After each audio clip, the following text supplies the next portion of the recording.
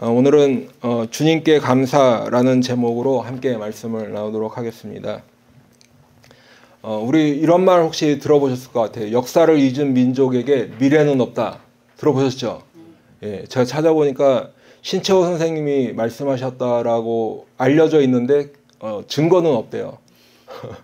예, 뭐 이런 이야기를 하는 것은 이제 역사의식을 가지고 우리가 살아야 된다. 역사는 과거지만 우리가 미래를 살아갈 때에도 우리가 과거의 역사를 잊지 않고 그래야 내 정체성도 이렇게 나오면서 한국인으로서 그렇죠?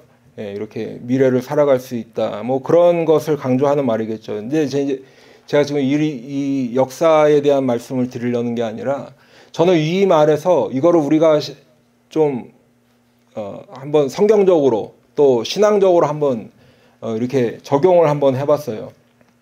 그래서 감사 없는 신앙은 참된 신앙이 아니다. 아멘. 네. 네. 감사 없는 신앙은 참된 신앙이 아니다. 왜냐하면 우리가 범사에 사실은 내 뜻대로 될 때보다는 안 될 때가 많잖아요. 그렇죠? 인생이라는 게 그렇기 때문에 참 쉽지 않다 이렇게 이야기하는데 그렇기 때문에 사실은 원망하거나 불평하거나 또는 걱정하거나 근심하기가 쉽지 감사하기는 쉽지 않단 말이에요. 경찰한테 티켓 띄웠는데 감사합니다 이렇게 하는 사람 별로 없잖아요. 그렇죠? 아, 재수없이 오늘 참 운이 안 좋다 이렇게 하기는 쉬운데 그래서 그래도 우리가 감사 없는 신앙생활은 참된 신앙이 아니다. 이 말씀을 한번 마음속에 깊이 새기시면서 우리가 오늘 추수감사주일 그 감사에 대한 것을 한번 좀 생각해 보고 싶어요. 오늘 본문은 사실 우리가 너무나도 잘 아는 말씀이에요. 우리가 10절부터 같이 교독했지만 그 앞에 이제 1절부터 9절에 쭉 보시면 사울이라는 사람이 나오죠.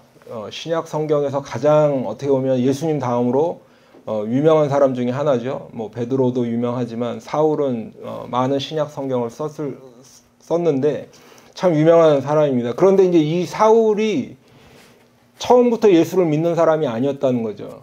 예. 그래서 그 사울이 어떻게 변화되고 어떻게 예수를 믿고 그 다음에 어떻게 그 복음을 증거하는 사람이 됐는가의 가장 첫 번째 모습을 보여주는 것이 오늘 사도행전 9장 말씀이에요.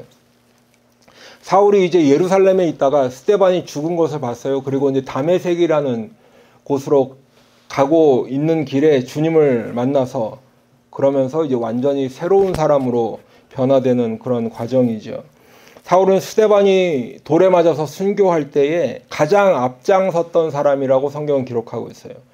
오죽하면은 사도 바울도 나중에 이 모습을 간증으로 2번이나 더 이야기를 하는데 사도행전 22장 4절로 5절에 보면 내가 이 돌을 박해하여 여기서 이 돌하는 거는 예수 그리스도의 복음을 의미하는 거죠. 내가 이 돌을 박해하여 사람을 죽이기까지 하고 남녀를 결박하여 옥에 넘겼노니 이에 대제사장과 모든 장로들이 내 증인이라. 또 내가 그들에게서 다메섹 형제들에게 가는 공문을 받아가지고 거기 있는 자들도 결박하여 예루살렘으로 끌어다가 형벌받게 하려고 가더니 과거의 일을 지금 회상하면서 이야기하는 거예요. 자기 자신이 그런 사람이었다. 근데 사도행전 26장 9절로 12절에 보면 또 같은 이야기를 또 하죠. 나도 나사렛 예수의 이름을 대적하여 많은 일을 행하여야 될 줄 스스로 생각하고 예루살렘에서 이런 일을 행하여 대제사장들에게서 권한을 받아가지고 많은 성도를 옥에 가두며 또 죽일 때에 내가 찬성 투표를 하였고 또 모든 회당에서 여러 번 형벌하여 강제로 모독하는 말을 하게 하고 그들에게 대하여 심히 격분하여 외국 성에까지 가서 박해하였고 그 일로 대제사장들의 권한과 위임을 받고 다메섹으로 갔나이다. 그냥 사도 바울이 그냥 좀 예수 믿는 사람 어떻게 해서 좀 잡아 넣어야겠다 이 정도가 아니에요. 굉장히 적극적이고 지금 이 두 번째 읽어드린 말씀에 보면 사실은 굉장히 좀 잔혹하다 이렇게 생각이 들 정도까지 그런 사도 바울이 그런 사람이었다는 거죠. 그러면 이제 오늘 주님께서 사울을 만나 주셨어요. 그래서 이제 스데반을 죽이는데 앞장서고 또 교회를 박해하고 거기에 이렇게 열심이었던 사울. 그래서 막 성도들을 잡아다가 옥에 가두고 이렇게 했었는데 그러던 사울이 주님을 만나서 이제 나중에 이름이 바울로 바뀌죠. 바울이 되고 또 복음을 전하고 예수를 증거하는데 가장 열심을 내는 오늘 그 말씀이 출발선이다 이렇게 말씀을 드렸는데 이게 우리가 주님께 감사하는 것과 무슨 상관이 있을까? 어떻게 연결이 될까? 오늘 그 말씀을 좀 드리려고 해요. 우리가 그동안은 이 사도행전 9장 말씀에서 주님께서 이제 다메섹으로 가고 있는 사울을 만나 주신 그 장면을 가장 우리가 이렇게 대표적으로 머리에 떠올리는 장면이죠. 그러면서 이 말씀을 읽을 때마다 저도 생각이 들었었는데 무슨 생각이냐면 야 정말 이 사울 부럽다 이런 생각을 많이 했어요. 왜냐하면 정말 어떻게 보면 저렇게 사울처럼 극적으로 주님을 만나고 저렇게 하루아침에 막 드라마틱하게 사람이 변화되는 그런 주님의 모습, 주님을 따르는 사람의 모습, 그리스도인의 모습이 되고 싶잖아요. 아무리 믿어보려고 애써도 안 되는 사람들이 세상에 많은데 정말 하루아침에 주님 만나서 막 그 확실한 음성을 듣고 주위에 있는 사람들은 다 천둥 소리인가 뭔가 할 때 사울은 그 소리를 딱 들었단 말이죠. 그러니 얼마나 부럽겠어요. 야 사도 바울 정말 좋겠다. 뭐 사도 바울이 앉아갖고 주님 나 좀 만나주세요 막 무릎 꿇고 울면서 기도한 것도 아니고 그런 마음을 품은 것도 아니고 그 예수 믿는 사람을 잡으러 지금 가고 있는데 주님을 만났단 말이에요. 주님께서 알아서 만나주시고 그렇게 변화돼서 복음을 전하는 일에 쓰임받다가 하늘나라에 갔으니 얼마나 그게 부럽고 좋겠습니까? 그런데 오늘은 우리가 그런 사도 바울을 부러워할 게 아니라 그리고 또 사도 바울에 초점을 맞출 게 아니라 오늘은 온전히 좀 주님께 한번 초점을 맞춰보자. 이 사도 바울의 극적인 장면을 다루고 있는 본문 말씀이지만 그 말씀 가운데서 우리가 좀 주님께 초점을 맞추자 하는 의미입니다. 그래서 우리가 어떻게 주님께서 사울을 만나주시는 이 말씀이 나도 감사할 수 있는 말씀과 연결이 되는지 사울이 주님 만난 거랑 내가 주님 앞에 감사하는 거랑은 무슨 상관이 있는지 나는 이 말씀 가운데 어떤 감사를 해야 될지 그 말씀을 좀 함께 나누도록 하겠습니다. 첫 번째는 주님은 나를 부르시고 만나주시는 주님이심을 꼭 기억하시기 바랍니다. 한번 같이 해볼까요? 주님은 나를 부르시고 만나주시는 주님입니다. 네. 여러분 오늘 제가 지금 계속해서 말씀을 드리지만 주님께서 사울을 만나주셨죠. 부르셨어요. 사울아 사울아 이름을 부르시면서 만나주셨단 말이에요. 그런데 사울이 예수님께 나 좀 만나주세요 구했나요? 아니요. 안 구했죠. 구하지 않았어요. 오히려 사울은 지금 예수 믿는 사람들을 잡으려고 가고 있는 거예요. 그 전에 예수 믿는다고 스데반을 돌로 쳐 죽이는데 앞장을 섰다고 나와 있어요. 교회를 박해하고 성도들을 잡아들이는 그런 사람이었죠. 그런데 주님께서 사울아 사울아 부르시면서 나는 네가 박해하는 예수다 이렇게 말씀하셨잖아요. 그런데도 주님은 사울을 부르셨다는 거예요. 야단치려고 혼내려고 부르신 게 아니라 부르셨어요. 그냥 부르신 정도가 아니라 15절에 보니까 이 사람은 내 이름을 이방인과 임금들과 이스라엘 자손들에게 전하기 위하여 택한 나의 그릇이다. 그냥 부르신 정도가 아니죠. 주님께서 쓰시려고 택했다는 거예요. 내 그릇이다라는 거예요. 아예 주님께서 작정하고 부르신 거예요. 사도 바울은. 그렇기 때문에 우리는 이 사울이 마냥 부럽죠. 그냥 평범하게 살다가 주님께서 불렀어도 정말 대단한데 오히려 예수를 잡아 죽이고 막 옥에 가두던 그 사람을 주님께서 부르셨잖아요. 근데 여러분 사실은 주님께서 사울만 부르신 게 아니에요. 성경에 보니까 어부로 살아가던 제자들도 불렀죠. 예수님의 제자들의 대부분의 그 전 직업이 어부들이에요. 고기 잡는 사람들. 제자들만 또 부르신 게 아니에요. 유다의 지방, 갈릴리 지방을 이렇게 두루 다니시면서 누구든지 나를 따라오려거든 하면서 주님께서 많은 제자들을 부르셨어요. 주님을 따르는 제자로 부르셨어요. 또 복음서 마테마가 누가 요한복음에만 그런 이야기들이 있는 게 아니라 사도행전으로 넘어오면서는 성령님께서 오순절날 임하셨죠. 그래서 그 사람들을 주님을 따르도록 인도하시고 부르셨다는 거예요. 성경에 보면 수많은 사람들을 하나님의 백성으로 부르시고 주님의 제자로 부르셨다는 거예요.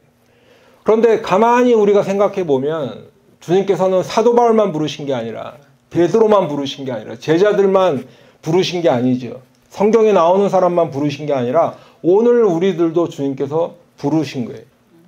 주님을 따르는 제자로 부르고 하나님 나라의 백성으로 우리를 불러주셨다는 거예요. 그래서 지금 이 시간에 우리가 다 이렇게 나와서 살아계신 하나님께 예배를 드리고 있는 거잖아요. 근데 사실은 오늘 부르신 게 아니라 사실은 어쩌면 예전에부터 오래전에 우리를 부르셨는데도 내가 영적으로 둔하니까 깨닫지 못하고 있는지도 모르죠. 왜 주님은 사울만 부르시고 나는 안 부르실까? 이런 생각하게 된다는 거예요. 아니면 이 부르신 거는 알았는데 아직도 세상에 이루어야 될 게 있는 거죠. 애써 외면하고 있지는 않은지. 그런데 우리 주님께서 우리를 부르시는 이유는 사실은 우리를 살리려고 부르신다는 것을 여러분 꼭 기억하시길 바랍니다. 우리를 살리시기 위해 부르시는 거예요. 여러분 제가 누누이 계속 말씀을 드리지만 우리는 모두가 다 죄인으로 태어났기 때문에 죄 지을 생각을 하고 어떤 상황이나 여건이나 뭐가 되면 기어코 죄를 짓고 마는 죄인일 수밖에 없다 말씀을 드렸어요. 사람은 마치 중립적으로 태어나서 천국에 갈 찬스도 있고 지옥에 갈 찬스도 있는데 딱 그 중간에 태어나서 만약에 잘 살면 천국 가고 잘 못 살면 지옥에 가고 이런 상태가 아니라는 거예요. 우리가 태어나면서 죄인으로 태어났다는 것은 결국은 내 죄 때문에 지옥에 가게 돼 있다는 거죠. 그런데 우리 주님은 우리를 사랑하시기 때문에 우리가 지옥에 가는 것을 그냥 보고 계시지 않았다는 거예요. 그렇기 때문에 그 독생자 예수를 이 땅에 보내셔서 십자가에서 죽게 하시고 우리의 모든 죄를 담당해서 대신 죽으셨어요. 그렇기 때문에 그 예수를 믿는 사람들에게 생명을 주신다는 거죠. 지옥 가지 말고 천국에 가서 살아라. 주님과 함께 살자라고 우리를 그렇게 해서 부르시는 거예요. 예수 믿고 지옥 가지 말고 천국 가라고 부르시는 거죠. 그런데 그 값을 치러야 돼요. 누가 치렀어요? 주님께서 치르신 거예요. 우리가 치르는 게 아니에요. 그렇기 때문에 우리 주님은 우리를 부르실 때 값없이 오라고 부르셨어요. 성경 가지고 계신 분들은 이사야서 55장 1절 한번 찾아보시면 좋겠습니다. 성경 이사야서 55장 1절에 보시면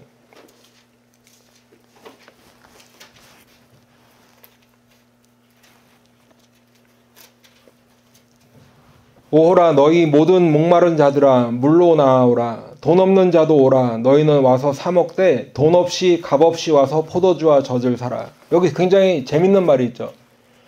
와서 사 먹으래요. 사 먹는데 돈 없이 값 없이 와서 포도주와 젖을 사라 이렇게 돼 있어요.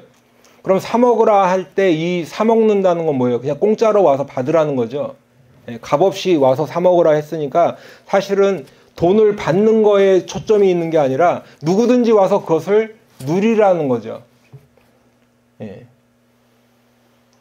이 비슷한 말씀이 요한계시록 성경 맨 마지막 책의 맨 마지막 장인 요한계시록 22장에도 이 말씀이 있는데 요한계시록 22장 17절에 보시면 성령과 신부가 말씀하시기를 오라 하시는도다. 듣는 자도 오라 할 것이요 목마른 자도 올 것이요 또 원하는 자는 값없이 생명수를 받으라 하시더라. 여기도 똑같이 돼 있죠. 값없이 받으래요. 성령과 신부가 말씀하시기를 돼 있습니다. 신부는 누구일까요? 예수님을 말하는 거예요. 이단들이 여기서 신부라는 거를 자꾸 자기들이 신부다 막 이렇게 하고 하는데 그런 말에 속으시면 안 되고 예수님이에요. 성령님과 예수님께서 말씀하시기를 오라 부르시는 거예요. 우리를 듣는 자도 오라 할 것이요 목마른 자도 오라 할 것이요 원하는 자는 값없이 생명수를 받으라 하시더라 하는 거예요. 여러분 우리들이 꼭 기억해야 될 것은 주님께서는 우리 모두를 다 부르셨다는 것을 꼭 믿으시길 바라요. 목사만 부르시는 게 아니에요. 사도 바울만 부르시는 게 아니에요. 우리 지홍자매, 성경형제, 우리 사모님 다 부르시는 거예요. 아멘? 우리 주님께서 우리를 부르신다는 거예요. 여러분을 부르신 것은 주님을 위해서 부르신 게 아니라 나 자신을 위해서, 여러분 자신들을 위해서 우리 주님께서 부르신다는 거죠. 그래서 지금 읽어드린 그 요한계시록 말씀처럼 생명수를 주시기 위해서 부르시는데 값없이 생명수를 받으라는 거죠. 그리고 주님께서 주시는 그 생명수를 우리가 마실 때에만이 어떻게 될 수 있어요? 영원히 살 수 있는 거예요. 그렇기 때문에 영원히 살라고 부르시는 거예요. 죽으라고 부르시는 게 아니라 살라고 부르신다. 그래서 우리를 부르시는 주님 앞에 오늘도 우리가 감사함으로 나아가는 우리 모두가 되기를 축원합니다. 예, 사도 바울만 부르신 게 아니에요, 여러분. 두 번째로는 주님은 나를 보호하시는 주님이심을 꼭 기억하시기 바라요. 우리 한번 또 같이 해볼까요? 주님은 나를 보호하신다. 예, 우리 주님께서 나를 보호하신다는 거예요. 여러분, 오늘 사도행전 9장 사도 바울이 주님을 만나서 변화된 것에 많은 초점이 맞춰져 있지요. 그런데 사실은 우리가 이 사도 바울의 입장 말고 예루살렘 교회 또는 그 교회에 다니면서 박해받고 막 끌려갈까 이렇게 두려움 속에 있던 그분들 입장에서 한번 우리가 말씀을 한번 보길 원해요. 여기 지금 9장에는 그분들의 어떤 이 심정이나 이런 것은 기록되어 있지 않지만 상황은 우리가 알 수 있잖아요. 그렇죠? 그래서 그 교회, 교인들 입장에서 한번 말씀을 보길 원하는데, 먼저 보시면 예루살렘 교회는 오순절날 성령이 임한 다음에 굉장히 빠른 속도로 많은 사람들이 모이기 시작했어요. 그래서 막 한 번에 3,000명이 왔다, 5,000명이 왔다 이렇게 기록되어 있어요. 그러니까 많은 사람들이 빠른 시간 안에 불어났죠. 그런데 성도들은 또 모든 것을 막 함께 나누는 거예요. 그래서 막 가난한 사람이 없었다 그러죠. 땅을 팔아서 어떤 사람은 막 헌금도 해서 서로 나누어 가졌어요. 그러니까 사실 그 안에서는 감사가 넘치는 그런 신앙생활이었죠. 모두가 다 성령을 받고 예수를 믿으면서 서로 모든 것을 다 같이 나누니까 굉장히 기쁜 마음으로 그런 신앙생활을 했을 것으로 우리가 생각할 수 있습니다. 간혹 가다가 사도들이 공회에 잡혀갔다 오기는 했지만 그래도 행복한 신앙생활이 아니었을까 이렇게 생각해 봅니다. 그런데 어느 날 갑자기 스데반이라는 그 7명 중에 집사 중에 한 명이 순교를 당했어요. 돌에 맞아 죽었어요. 그런데 그 스데반이 죽는 것은 모든 성도들의 슬픔이었겠죠. 예, 슬픔이었는데 그런데 거기서만 끝난 게 아니에요. 스데반이 죽고 났는데 그걸로만 끝난 게 아니라 교회에 본격적으로 큰 박해가 시작됐어요. 주위에 많은 성도들이 우리 같이 앉아서 예배드리던 사람 중에 그 성도들 중에 잡혀가는 사람들이 나오고 또 잡혀갔다가 거기서 감옥에까지 들어가는 그런 일들이 있었죠. 그런데 또 보면 거기가 끝이 아니에요. 지금 이제 다메섹이라는 조금 떨어진 동네가 있었는데 그곳에도 지금 예수를 믿는 사람들이 있었는데 그곳에 있는 성도들을 잡으러 가겠다고 이 사울이라는 사람이 대제사장들에게 허락을 받아가지고 그곳으로 가고 있다는 소식이 들렸어요. 요즘식으로 얘기하면 체포영장 받아가지고 가는 거예요. 누구든지 거기서 발견되면 이제 사울이 예루살렘으로 끌고 올 그런 판이죠. 성도들은 그래서 다 뿔뿔이 흩어졌다고 성경은 기록하고 있고 어떻게 해야 되지? 걱정하고 또 근심하고 이렇게 있었는지 몰라요. 그런데 그때 뜻밖의 소식이 들려왔습니다. 다메섹이라는 곳으로 이 성도들을 잡으러 가고 있던 사울이 갑자기 예수를 믿는다. 예수를 믿는 사람이 됐다라고 소식이 들려온 거예요. 여러분 쉽게 믿어지겠습니까? 믿어지지 않아요. 성경에도 보면 쉽게 믿어지지 않았어요. 사람들이 의심하고 저 사람은 원래 우리 괴롭히고 막 그렇게 잡아가던 사람인데 라는 말까지 기록되어 있어요. 예전에 우리가 일제시대 때 한번 생각해 보면 한국 사람을 막 앞장서 잡아놓고 막 고문하고 이렇게 하던 일본 순사가 어느 날 갑자기 자고 일어나는데 내가 이제는 한국의 독립을 위해서 싸우겠습니다. 그러면 우리 한국 사람 입장에서 그게 믿어지지 않을 거 아니에요. 저 사람이 또 혹시 우리 무슨 독립운동하는 분들을 잡아 넣으려고 혹시 이렇게 그 뭐라 그러지 약간 변장해서 마치 이렇게 한국 사람을 돕는 것처럼 하지는 않을까 의심할 거 아니에요. 그렇죠? 지금 교회 입장에서 보면 사울이 딱 그렇게 보이는 거예요. 똑같은 일들이 그렇게 벌어진 거예요. 교회의 성도들은 지금 다 뿔뿔이 흩어지고 이제는 다 끝났다. 어떻게 하지? 라고 막막하고 또 앞이 안 보이는 그 순간에 교인들은 모르고 있었지만 주님께서 사울을 만나 주셨어요. 그 성도들을 잡으러 가는 사울을 만나 주신 거예요. 그리고 이제 이 사울은 예수 믿고 변화돼서 복음 들고 땅끝까지 이르러서 주님을 증거하는 주의 종으로 부르셨다는 거예요. 그런데 여러분, 사울의 입장에서 보면 개인적으로 이 시간이 주님을 만나 변화된 사건이었겠지만 예루살렘 교회 입장에서 보면 주님의 보호하심과 인도하심을 경험하는 바로 그런 순간이라는 거예요. 교회에 지금 큰 어려움이 찾아왔죠. 큰 박해가 찾아왔어요. 그런데 오히려 주님께서 그 교회를 보호하시고 성도들을 인도하신다라는 그것을 강력하게 경험하는 순간이라는 거예요. 교회적으로 보면. 여러분, 우리 인생 가운데도 많은 어려움과 고난이 있습니다. 우리 학생들 또 젊은 나이지만 여러분 나름대로 지금까지 살아온 시간을 돌아보면 어려웠던 순간이 있죠. 고난의 순간도 있고 이것을 어떻게 극복을 하지라고 며칠 밤을 뜬 눈으로 고민하면서 이렇게 세운 그런 날들도 있었을 거예요.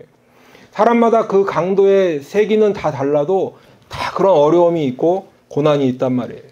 사방을 둘러봐도 정말 하늘밖에 쳐다볼 것이 없고 꽉 막힌 것 같은 그런 느낌들. 그렇죠? 그 주위에 내 주위에 많이 있다라고 생각했던 사람들이 어느 날 보니까 아무도 남아있지 않는 때가 있단 말이에요. 내 마음 하나 정말 그 진심으로 이렇게 열어서 누구랑 한번 속 시원히 얘기라도 하고 싶은데 그런 사람 한 명 찾기가 어려울 때 있잖아요. 그죠? 그런데 그때라도 우리 주님이 우리들을 찾아와서 보호하신다는 사실을 꼭 믿으시기 바라요. 저는 참 이런 경험들을 많이 합니다. 정말 사람에게는 얘기하기 힘든 그런 일들이 있어요. 때로는 억울하기도 하고 때로는 내 이 심정을 좀 누가 알아주기는 않아도 들어만 줘도 좋겠다라는 때가 있어요. 그런데 그때 그냥 기도하는 거예요. 기도하면 주님께서 위로의 말씀을 주실 때가 있단 말이에요. 내 마음을 알아주신다는 거예요. 주님이 우리들을 그렇게 관심 있게 한 사람 한 사람 찾아와 주시고 부르시고 우리를 보호하신다는 것을 여러분들 꼭 믿으시기 바라요. 주님은 우리들을 바라보시고 우리에게 관심을 두시고 우리 한 사람 한 사람을 부르실 뿐만 아니라 거기에 더해서 우리 모두를 위해서 우리를 구원하시고 우리의 인생 가운데 어떤 어려움이나 고난 가운데서도 함께 해주시는 주님이심을 꼭 믿으시기 바랍니다. 우리를 보호하시는 그 주님을 믿고 그 주님만 의지하면서 오늘도 우리가 감사함으로 주님께 나아가는 우리 모두가 되기를 축원합니다. 교회도 이 지금 예루살렘 교회도 그러한 일들이 있을 거라고는 생각을 못했겠죠. 그런데 주님께서 그 사울을 만나주시는 그 일들이 결국은 교회 입장에서 보면 교회의 관점에서 보면 교회를 보호하시고 어려움 가운데 고난 가운데서 구해주시는 그 일들이 된다는 것을 꼭 기억하시기 바랍니다. 마지막으로는 우리 주님은 합력하여 선을 이루게 하시는 주님이심을 꼭 기억하시기 바라요. 우리 한번 또 같이 해볼까요? 합력하여서 선을 이루게 해주신다. 여러분, 사울이 지금 다메섹으로 가는 길에 주님을 만났다고 말씀을 계속 드렸어요. 그런데 갑자기 주님을 만났는데 앞이 보이지 않아요. 사람들이 부축을 해 주어서 간신히 다메섹으로 들어갔대요. 그런데 주님을 만나서 감겼던 눈도 떠져야 될 판에 주님을 만나서 대화까지 나누고 했는데 갑자기 장님이 됐어요. 쉽게 얘기하면 예수 믿고 장님 된 거예요. 암담하죠? 사울의 입장에 한번 대보세요. 야, 주님의 음성을 들었어요. 그런데 갑자기 앞이 안 보여요. 사람들이 부축해줘서 간신히 다메섹이라는 데 들어갔어요. 그런데 오늘 읽었던 10절 그 전에 9절에 보니까 사흘 동안 보지 못하고 먹지도 마시지도 아니하니라 이렇게 되어 있어요. 그러면서 11절에 보면 기도하고 있었다 이렇게 되어 있어요. 그러니까 사울이 지금 예수님을 만나서 갑자기 앞이 안 보이게 됐는데 그래서 다메섹으로 간신히 이제 사람들이 부축해서 들어갔어요. 그 성에. 그런데 거기서 3일 밤낮을 지금 금식하면서 기도했다라는 거죠. 무슨 기도했을까요? 주님 날 만나셔서 왜 이렇게 괴롭게 하시네요. 내 눈 좀 뜨게 해주세요. 이 기도했을까요? 아닌 것 같아요. 내가 생각할 때는 회개한 것 같아요. 회개한 것 같아요. 왜냐? 주님을 진짜 만난 사람은 회개부터 하게 돼 있더라는 거예요. 예. 무슨 회개했을까? 스데반 죽일 때 앞장섰잖아요. 교회를 박해했잖아요. 그 사람들을, 성도들을 잡아넣었잖아요. 그러니까 오죽하면 그 예수님이 사울을 처음 만났을 때 나는 네가 박해하는 예수다 했잖아요. 그 주님의 음성을 듣고 3일 동안 금식하면서 회개했을 것 같아요. 여러분, 거룩하신 주님 앞에 내가 서면 회개밖에 할 게 없어요. 주님 나 이렇게 살았어요 라고 변명할 수가 없을 것 같아요. 회개하게 되는 거죠. 회개하게 되는 거예요. 왜냐하면 내 죄가 드러나기 때문에. 여러분, 누가복음 5장에 보면 예수님께서 베드로를 부르시는 이 장면이 기록되어 있는 말씀이 있습니다. 예수님께서 베드로를 부르세요. 그러면서 그때 베드로가 고기를 잡는 배를 타고 그 물가에 이렇게 와 있었는데 베드로에게 깊은 데로 가서 그물을 던져라 이렇게 말씀하세요. 그러니까 베드로는 어부라고 그랬잖아요. 물고기 잡는 데는 그래도 그 기술이 있는 사람이란 말이에요. 경험도 있고. 그런데 예수님이 갑자기 깊은 데 가서 그물을 내리라니까 베드로가 이렇게 얘기합니다. 밤새 물고기를 잡으려고 이렇게 했었는데 한 마리도 못 잡았어요. 그렇지만 선생님께서 그렇게 말씀하시니 내가 그 말씀에 의지해서 그물을 내리겠습니다. 라고 하고 깊은 데 가서 그물을 내렸습니다. 그러니까 어떻게 됐다고 그래요? 성경에 보니까 그물이 찢어질 정도로 고기를 잡았대요. 배 두 척으로 간신히 끌어올렸대요. 그런데 그때 베드로가 그러고 난 다음에 5장 8절에 보니까 시몬 베드로가 이를 보고 예수의 무릎 아래에 엎드려 이르되 주여 나를 떠나소서 나는 죄인이로소이다 라고 하는 거예요. 여러분, 고기 잡는 것, 베드로가 고기 잡는 것이랑 지금 베드로가 내가 죄인이라고 고백하는 거랑은 어울리는 말이 아니죠. 감사하면 되잖아요. 아유, 선생님께서 말씀하시니까 내가 이게 고기를 잡았네요. 아유, 감사합니다. 어떻게 이렇게 이 경험자인 나보다 이 물고기 잡는 거에 이렇게 잘하세요. 이런 대화가 자연스럽지. 그렇잖아요. 예수님께서 고기 잡아라 했는데 그 고기가 잡히니까 주님 나는 죄인입니다. 이 대화는 조금 뭔가 이상하잖아요. 그런데 왜 그때 베드로가 그런 고백을 했을까? 베드로에게 물고기 잡는 게 아니라 그리스도가 하나님의 아들이시라는 것을 그때 깨달은 거예요. 하나님을 만나니까, 주님을 만나고 나니까 가장 처음에 고백할 수 있는 말이 나를 떠나서서 나는 죄인으로서이다 하는 거죠. 사도 바울도 주님을 만났기 때문에 첫 번째로 한 것이 무엇일까? 회개하는 거예요. 3일 밤낮을 금식하며 그렇게 회개했을 것이죠.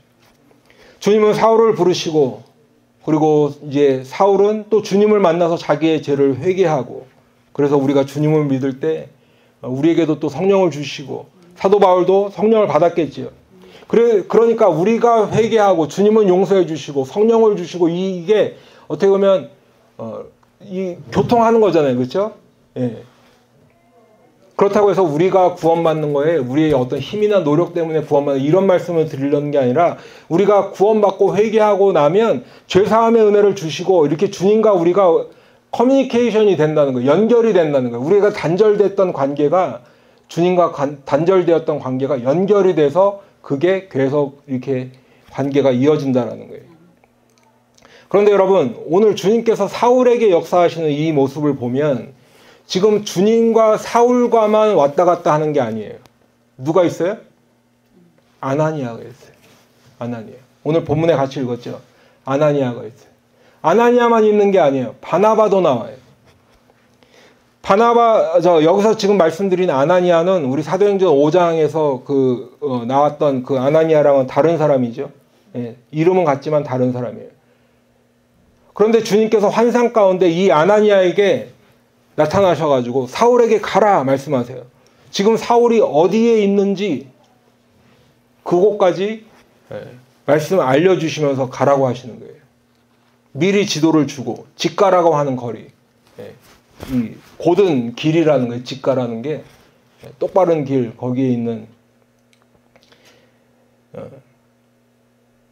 그러면서 이제 아나니아는 사울에게 갔죠. 안수하면서 형제 사울아, 주 곧 네가 오는 길에서 나타나셨던 예수께서 나를 보내어 너를 다시 보게 하시고 성령으로 충만하게 하신다 이야기하면서 안수했더니, 그랬더니 사울의 눈이 탁 떠졌어요.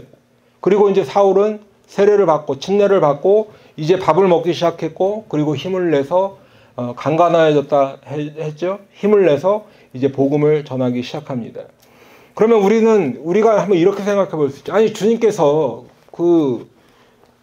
그냥 사울이 이렇게 기도하고 났으니까 주님을 만나서 앞을 못 보게 됐어도 3일 그렇게 밤낮으로 금식하고 기도하고 했으면 그냥 주님께서 짠 고쳐주시고 이제는 너 다시 눈 뜨게 되었으니 복음을 전하고 나를 위해서 살아라 이렇게 하셨어도 사울이 충분히 알아들었을 거 아니에요. 그죠? 그렇게만 해도 굉장히 놀라운 일이고 뭐 전혀 이렇게 이상하지 않을 자연스러운 일일 것 같은데 왜 굳이 아나니아를 지금 사울에게 보내셔서 아나니아가 안수하게 하셨을까? 거기서 또 끝이 아니에요. 보면 사울이 이렇게 변화된 것을 다른 성도들이 믿지 못했습니다. 반신반의하고 받아들이지 않았어요. 저 사람 확실하게 변한 거 맞아? 또 이렇게 우리한테 와갖고 친한 척 하다가 우리 잡아놓으려고 하는 거 아니야? 믿지 못했어요. 또 다른 한쪽에 있는 유대인들, 그 사울이 이제 잡아러 가는 거 잘한다고 이렇게 응원했던 사람들을 입장에서 보면 하루아침에 바울이 변심한 거죠. 사울이 변심해버렸어요. 그래서 이 사람들은 또 사도 사울을 지금 죽이려고 하는 그런 상황이에요. 근데 그때 반신반의하면서 받아들이지 않고 그런 성도들에게 사울을 데리고 가서 소개했어요. 사울이 주님을 만났다.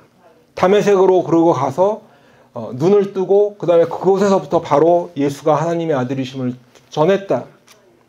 이 사울은 위장한 것이 아니라 진짜 변했어요. 이 사람 진짜 주님 만나서 변한 거예요 라고 변호해 줬어요. 누가 변호해 줬어요? 바나바가 그렇게 얘기해 준 거예요. 데리고 다니면서 다 일일이 소개시켜주고 이 사람 진짜예요. 또 조금 전에 그 사울을 죽이려고 했던 유대인들이 있었다 그랬죠. 그러니까 유대인들이 지금 사울을 죽이려고 하니까 사울을 밤에 광주리에 담아서 성 밖으로 몰래 탈출하게 도와줬던 제자들이 또 있어요. 그리고 또 다른 유대인들이 이제 사울을 죽이려고 하니까 다른 성도들이 이제 사울을 가이사랴라는 곳으로 데려가서 다소로 보냈어요. 가이사랴는 항구 도시인데 다소는 멀리 떨어져 있는 곳이면서도 사울의 원래 고향이에요. 그러니까 요즘식으로 얘기하면 그 사울을 죽이려는 사람들 눈을 피해서 공항으로 몰래 데려가가지고 거기서 사울의 고향으로 가는 비행기 태워서 보내준 거예요. 돕는 사람들이 있었다는 거예요. 여러분, 우리들이 생각할 때 사울은 위대하고 주님께서 쓰시기 위해 택한 그릇이라고 할 정도로 주님께서 정해놓으신 거죠. 그러면 주님과 사울 사이에만 이렇게 연결이 되면 될 것 같은데 아나니아를 보내시고 바나바를 보내시고 제자들을 준비해 주셨고 다른 성도들을 보내서 이렇게 보호하셨다는 거죠. 여러분, 우리들의 모습을 보면 이제까지 이렇게 성장하고 또 지내온 것, 우리가 무슨 생각이 많이 있어요? 내가 그래도 열심히 했기 때문에 이렇게 지금까지 왔다. 내가 똑똑하고 그렇게 되었다고 많이 생각하죠. 내가 노력해서 유학 가서 정말 얼마나 이 언어도 힘들고 사람들 문화도 다른 데 가서 내가 그래도 밤잠 안 자고 노력해서 됐어. 제가 예전에 가끔 얘기하는데 내가 미국 와서 처음에 공부할 때 한국의 고3 때보다 더 열심히 했어. 막 이런 얘기 많이 했거든요. 그러니까 뭐 학교도 졸업도 하고 뭐 학기도 잘 끝나고 뭐 어떤 때는 뭐 내 커리어가 이렇게 뭐 되는 거 뭐라 그래요? 사람들이 자수성가를 자랑하자, 많은 사람. 나 그래도 많은 도움 많이 받지 못했지만 내가 이렇게 이 정도까지 온 거 그래도 내가 그때 열심히 노력해서 그런 거야. 밤잠 안 자고. 그런데 사실 우리가 지금 이 자리에 있기까지는 나를 도와준 수많은 사람들이 있었다는 걸 꼭 기억하셔야 돼요. 여러분들 부모님이 희생으로 사랑으로 여러분들을 키워주셨잖아요. 여러분들 힘들 때 옆에서 도와주던 친구들이 있잖아요. 선생님이 있었잖아요. 그렇죠? 그런데도 우리는 내가 자수성가했다는 생각을 많이 하게 된단 말이에요. 그런데 여러분, 사실은 이 나를 도와줬던 부모님, 친구들, 선생님들, 주위의 다른 지인들, 이 사람들을 주님께서 준비해 주신 것을 꼭 믿으시기 바라요.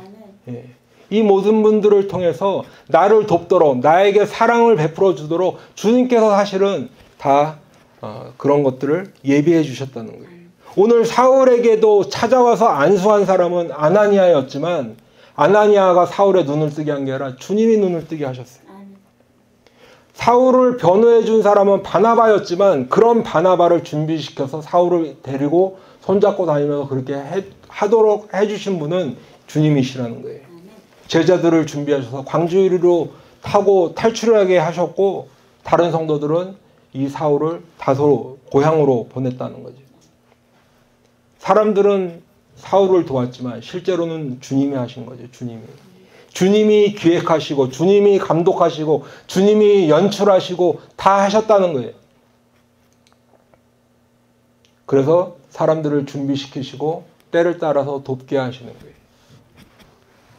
여러분, 그러면 우리 인생에는 이런 일이 없을까? 이런 일은 사울에게만 일어났을까? 아니에요. 우리 인생에도 똑같이 이런 일들이 있어요. 다 있어요. 사울에게만 일어난 일이 아니라 우리들의 삶에도 다 이런 일들이 있다는 거예요. 단지 내가 기억하지 못할 것 뿐이죠. 내가 기억하지 못해서 그런 거지 다 있었다는 거예요. 뒤에서 보이지 않게 나를 돕고 또 주님의 사랑으로 이렇게 나에게 베풀어 주신 이런 것들을 우리가 기억해 보면 정말 그때 그 도움의 손길, 그 사랑의 마음들이 나를 지금 이 자리까지 인도했구나 하는 것을 우리가 다 알게 될 것입니다. 여러분, 이제 한번 말씀을 마치면서 오늘은 추수감사절 땡스기빙 데이를 앞둔 추수감사주의를 맞이했습니다. 우리 다시 한번 생각해 보면 좋겠어요. 내가 감사의 사람입니다. 처음에 말씀을 드렸죠. 감사 없는 신앙은 참된 신앙이 아니다 말씀을 드렸는데 내 주위에 있는 사람들에게 감사하고 또 지금까지 나를 보호하시고 인도하시는 그 주님 앞에 감사하는 우리들이 되기를 축원합니다. 나는 나를 부르시는 주님께 감사함으로 응답하고 있는 사람인가? 나를 보호하시고 인도하시는 주님께 감사하면서 살고 있는 사람인가? 아니면 주님, 나만 왜 이런 고난을 겪습니까? 라고 원망하고 불평하고 때로는 걱정, 근심, 낙심하고 있지는 않는지. 나를 돕는 주위의 많은 사람들을 주님께서 보내주시고 그 사람들을 통해서 내가 사랑을 받고 또 그 사람들을 통해서 내가 사랑의 이 손길로 많은 채움을 받았는데도 나는 그저 내가 잘해서 내가 똑똑해서 이 자리까지 왔다. 감사를 모르고 혹시나 살지는 않았는지 이 시간 우리 다시 한번 내 자신을 돌아보고 정말 주님께 감사하면서 우리가 늘 우리의 입을 열어서 주님 감사합니다. 주님 앞에 찬양하며 또 감사하며 이렇게 살아가는 우리 모든 성도들 되시기를 예수님의 이름으로 축원합니다. 기도하겠습니다.